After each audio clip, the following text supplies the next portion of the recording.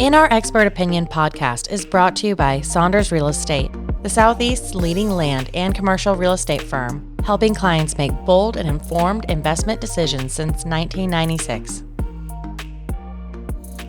Good afternoon, everyone, and welcome to another edition of In Our Expert Opinion podcast. My name is Trent Saunders. I'm a senior advisor with Saunders Land, and today I am joined by Ben Mills, Vice President of Sales with Carden Associates, one of the leading crop insurance agencies in the Southeast. Welcome, Ben. How are you doing? Good. Good to see you. Good to see you as well. Yes, sir.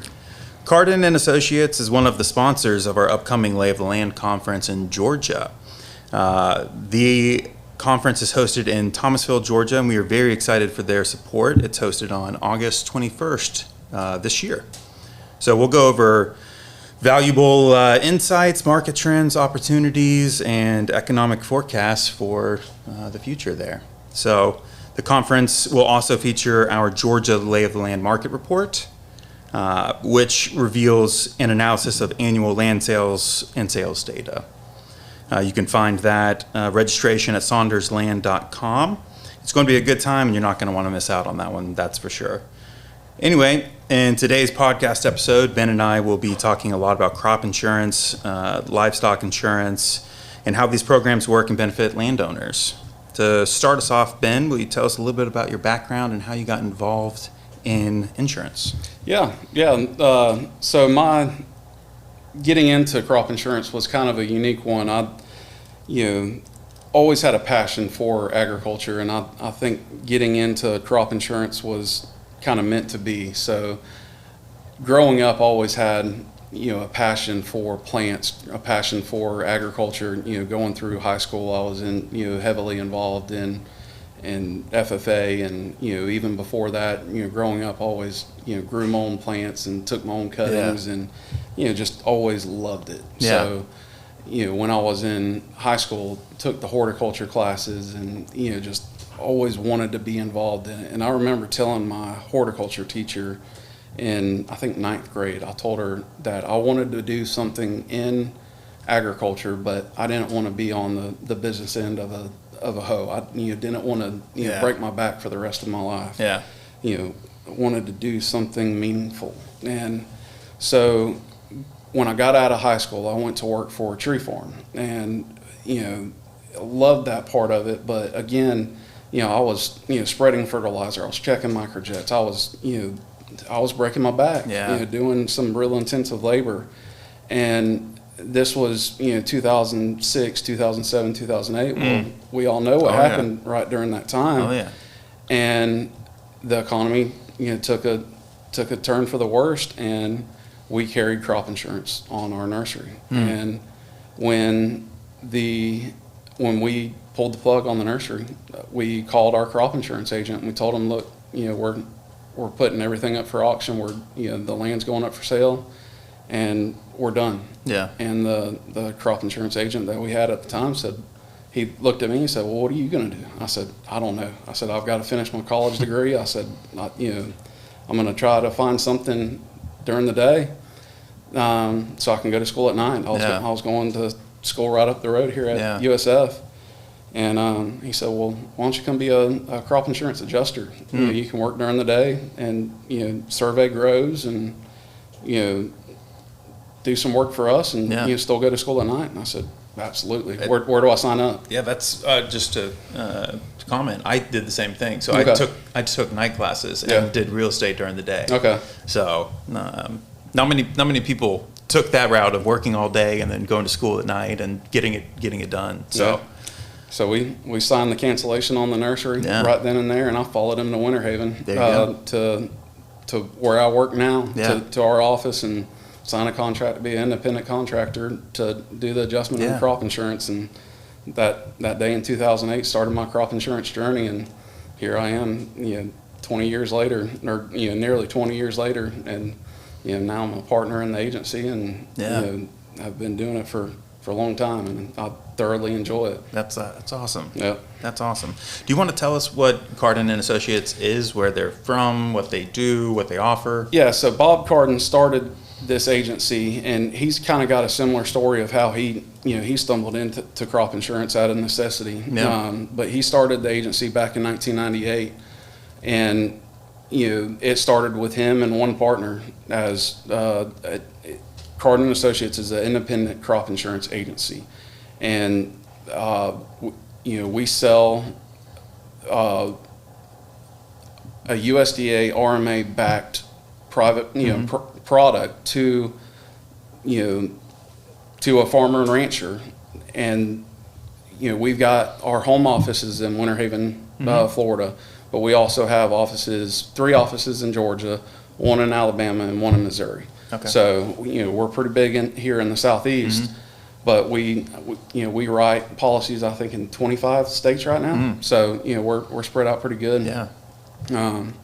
But yeah, we have fun with it. We work with a ton of different farmers and a ton of different commodities. Yeah.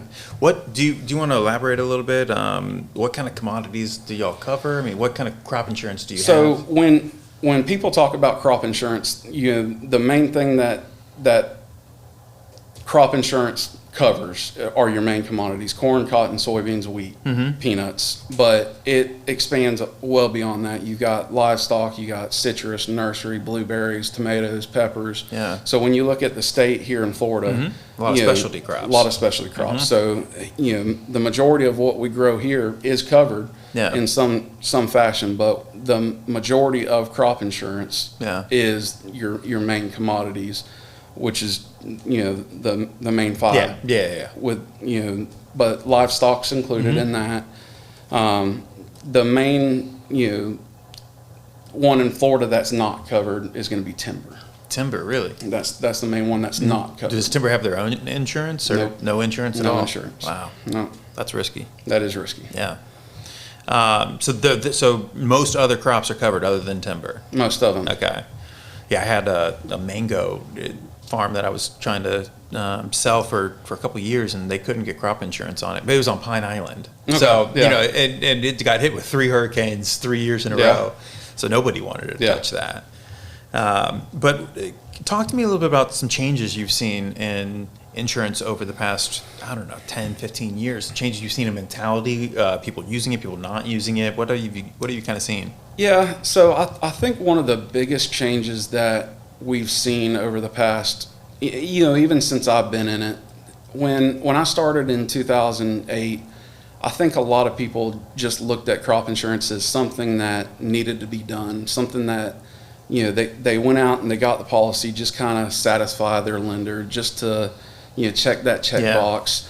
But over the years, it's kind of developed into more of a risk management, strategy for them. And I think it's evolved, because of a number of things. It's evolved because the products that are being put in front of them. It's evolved because of the better agents that are out there. You've got agents that'll really sit down with them and say, look, these are the products that are available to you now, and this is how it can really affect your operation for the good or for the bad. These products are built to keep you in business now. Yeah.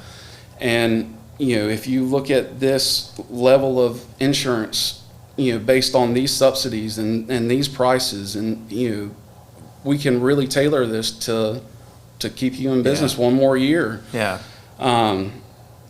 They don't just look at it and say, okay, let's go one more year at this level, and I think I can I can afford this. There's really some analysis that can be done to really help the farmers and help profitability, and I think it's really evolved with what's available, what they've done in the Farm Bill the past few iterations, and it's come a long way.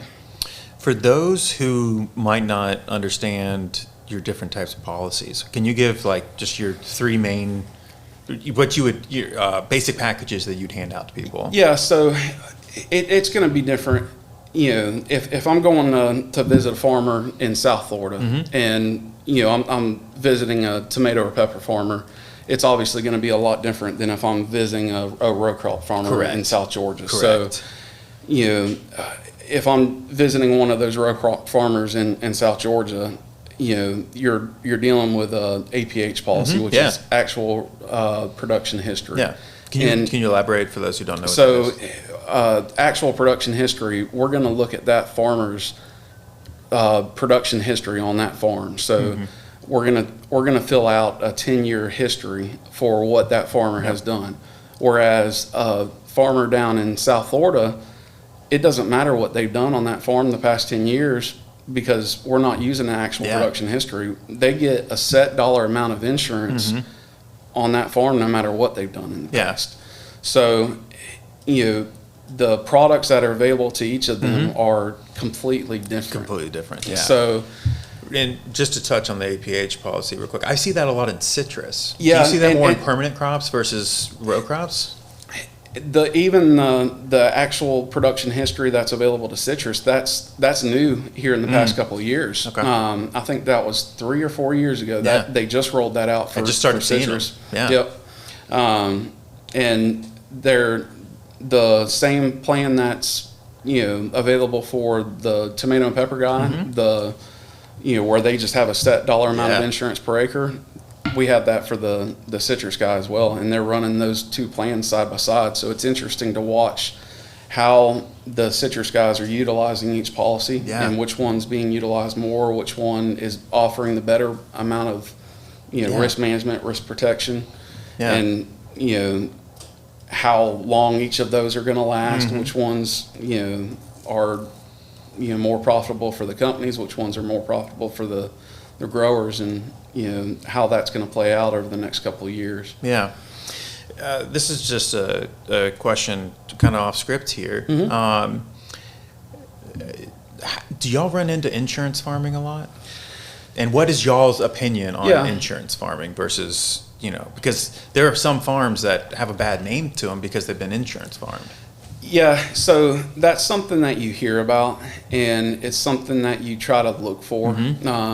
But it's something... I know it's not a big deal in Florida as much as it is other states, but still, I want to ask your opinion. Yeah, so it's something that you try to watch for, but those guys tend to take care of themselves quicker than you can find them. Yeah. So someone who is going to try to insurance farm will farm themselves out faster than you can really even find them. So if you're in it to try to insurance farm, you're not going to get very far. Yeah. So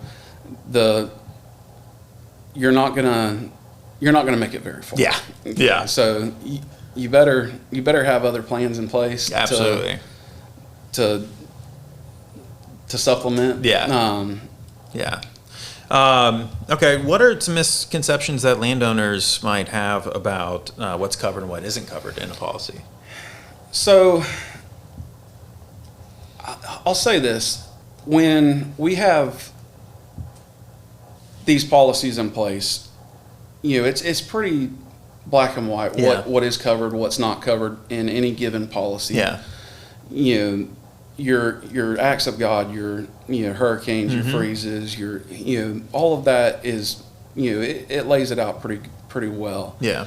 I think where the misconceptions come in is who's covered on some of this stuff. So where we see a lot of the questions come in is I can't get coverage as a new producer. Yeah. So you'll get some young guy that's really trying to go out and get started as a brand new producer, and he's in his year 2, year 3, and he's like, okay, if I can just get 2 or 3 more years of history under my belt, then I'll really be able to go out and get a policy. Yeah. That's usually not the case. Go out and lease that land, or your father or grandfather has given you a parcel. Yeah.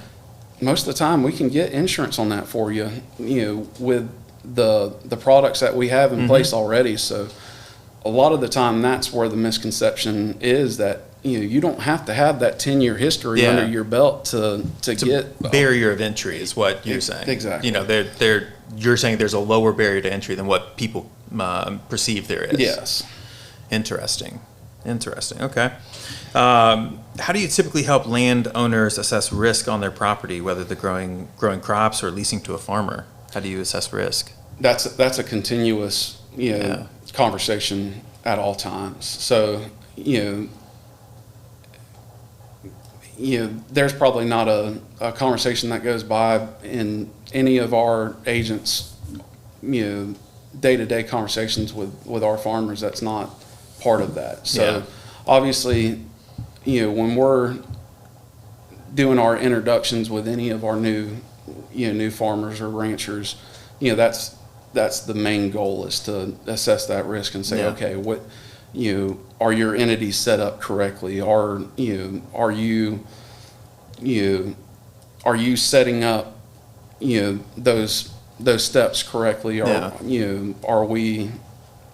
we hitting all those milestones that we need to? But part of our job as an agent and an agency is to make sure that we're keeping up with you in your farming operations, to make sure that just those little cues and those conversations that that we're making sure that we're helping you along the way and not missing something that we should be keeping up with too. Now, weather. Completely unpredictable. Been tricky. It's been tricky. Exactly. Completely unpredictable. The last couple of years, I mean, the hurricanes have gone crazy patterns. They've gone everywhere. They've hit different parts of Florida. I mean, there's hardly a part of Florida in the past 5 years that hasn't been impacted by a hurricane. Yeah. So walk me through droughts, floods, hurricanes. How do y'all adapt to those risks? I mean, I know hurricanes especially. How do y'all adapt to those? Yeah, this past year was crazy. So we've got a map that I had our IT guy build. The path, this is kind of a side story, but the path of the storms last year, obviously we had Milton, that was the last one. Yeah. Basically went right over, your office, my office here. But Helene, and what was the one before that, Debbie?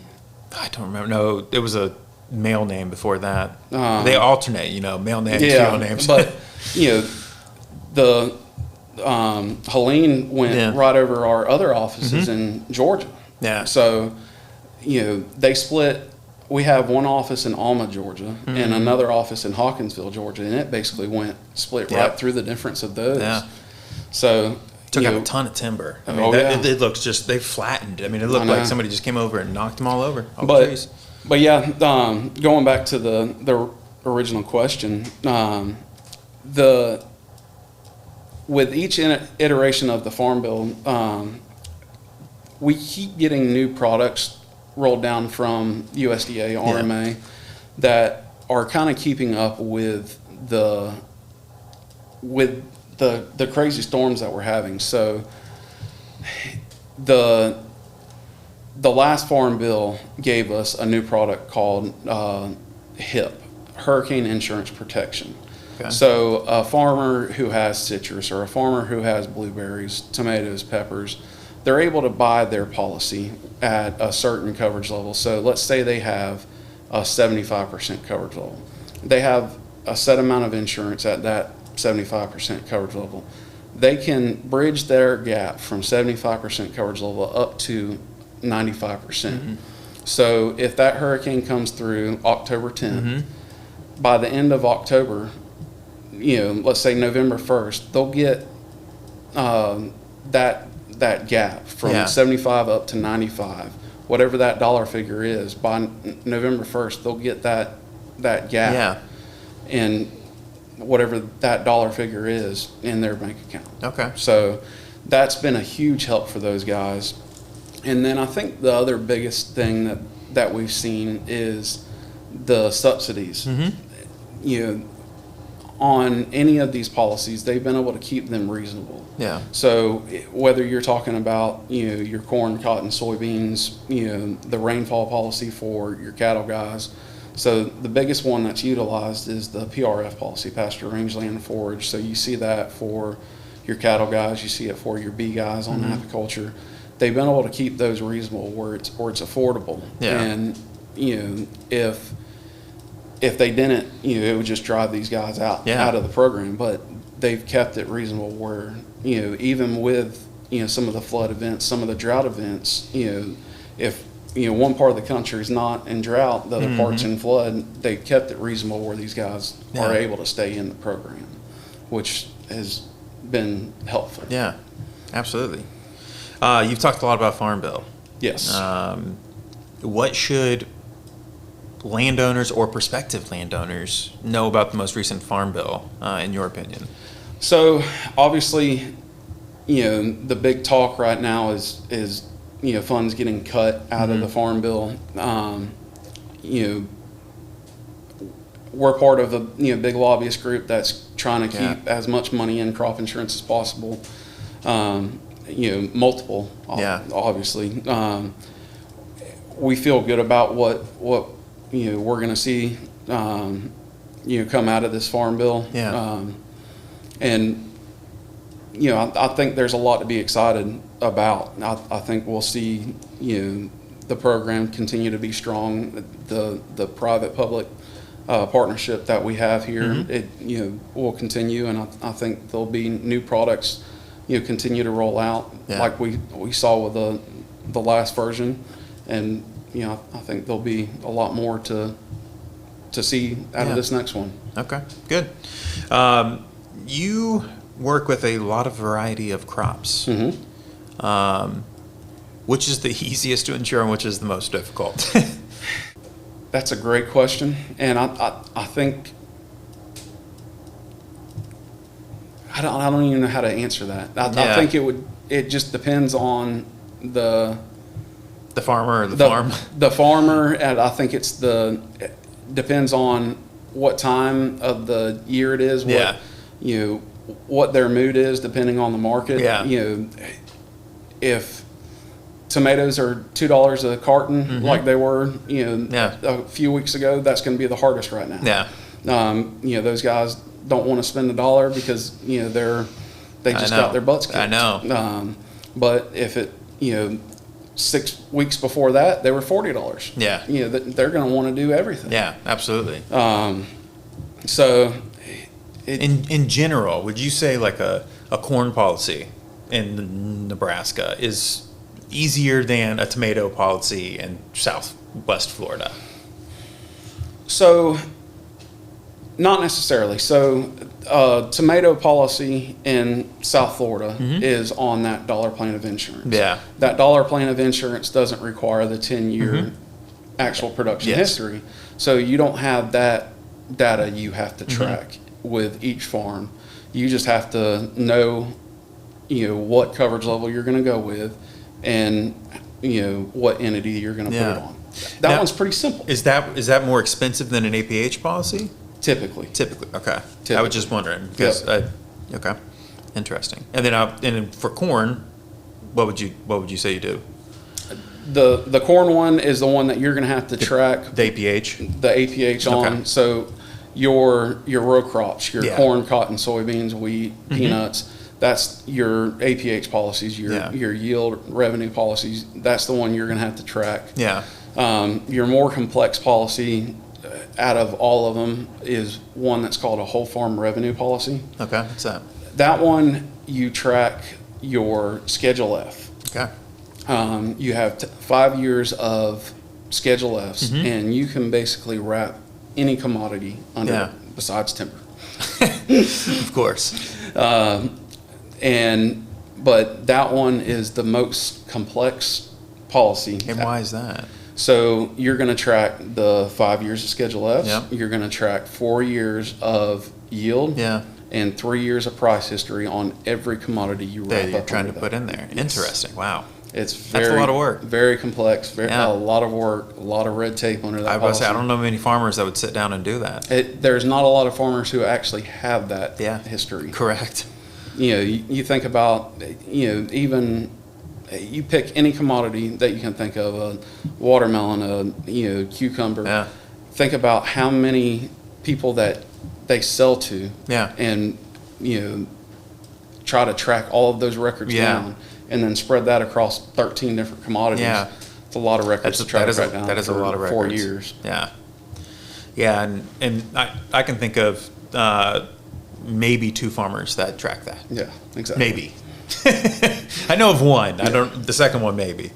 But so when it comes to insurance, and are livestock producers insured? I know you've talked about some livestock insurance. Can you talk about that? We have a lot of ranchers. So. Yeah. So there are options out there for a livestock producer. Your most common policy is going to be that pasture, rangeland, and foraged one that I've mentioned.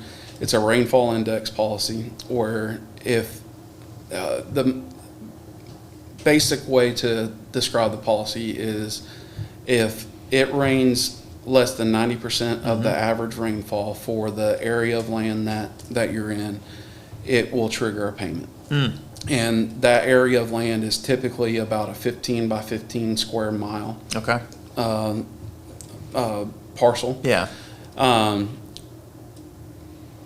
But the livestock industry is, historically underserved. Yeah. And I was actually looking at a graphic one of our sales agents sent me yesterday, and anything under about 1,000-acre producer is drastically underserved. Yeah, So I imagine. Your larger operations, utilize the products that are available to them a little bit more, but anything under 1,000 is drastically underserved. So there's some products out there. There's a pilot product that just got released, I think 3 years ago, called a wean calf program. They're piloting it in Nebraska, Oklahoma, South Dakota, and Texas right now. Okay. There's a lot of red tape behind that one. Yeah. And what does that do? So you're gonna track your wean calf operation. You're gonna track the weights. You're gonna track basically every aspect of the calves that you sell, and basically any weight loss. Oh yeah. On that. Yeah. I didn't even think about that. Yeah, that you didn't expect, you would get paid for. Okay. That, but there's so much red tape. I was about to say behind that that's one. got to be. Yeah, that's complicated. Certified scales and extra steps that you typically wouldn't take. Yeah. I don't know how much success is going to be behind that program. They'll get a couple of years behind that policy and see how much participation they have behind that, and see if they either loosen the red tape behind it or just completely revamp it. Yeah. So it'll be interesting to see some of that data start to come in behind that policy once they really get it rolling out there. Sounds very interesting. It does, but like I said, I want to see some more data behind it before. I want to see which farmer does it first. Yeah, it's going to take some really big operations out there, and that's why they put it in those 4 states. Yeah. Your bigger cattle states out there. Correct. They've got it where they've got it rated for every state in the country. So if they want to be able to roll it out to Polk County, Florida, they've got the prices and rates and everything where they could introduce it to Polk County, Florida right now. Yeah. But I don't know that everything's ready for it yet. Yeah. So we'll see. Okay. We'll see the data on it in the next couple of years and see how well they do with it. For the landowners listening who don't have insurance but have considered insurance, where should they start? So the best thing to do is just start asking questions. We've obviously, you can go to our website, at Carden, cardeninsurance.com. We've got contact pages. Go to the land conference and see us there. Any of the big conferences where you would see a crop insurance agent, and just start asking questions. There's programs out there that can fit almost any landowner or producer. Like I said, there's not a whole lot that's not covered anymore. They've introduced a lot of stuff since the last two iterations of the Farm Bill that, if you listen to your grandpa, about crop insurance, 20 years ago, there's been a lot that's changed. Yeah. Even since I've been in it. Absolutely. What are the common mistakes you see that landowners are making that crop insurance or insurance could cover? I think one of the biggest mistakes that I see is people missing dates. So, if you go out and buy a car today, Yeah. you can get insurance on that car today. With crop insurance, there are specific dates that you have to meet. What are those dates?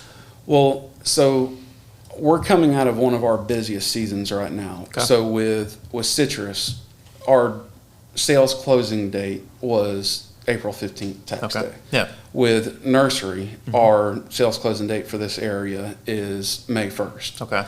With the PRF policy, the pasture, range, land, and forage, that's going to be December 1st. Okay. So you want to kind of start thinking about what you want to do ahead of those time. days. Yeah. But you have to have everything submitted by those dates. Yeah. So the one thing that I see most often is, someone come in, December 15th and say, oh, I heard my buddy down there at Hardee's talk about, his PRF policy. I want to do that. Yeah. Well, that was December. 14 days late. Yeah, that was December 1st that we had to do that by. Yeah. We've Yeah. missed that date. That's Yeah. probably the biggest mistake that I see, young producers or new producers Yeah. do is, miss Miss those dates. important dates. Yeah. Okay.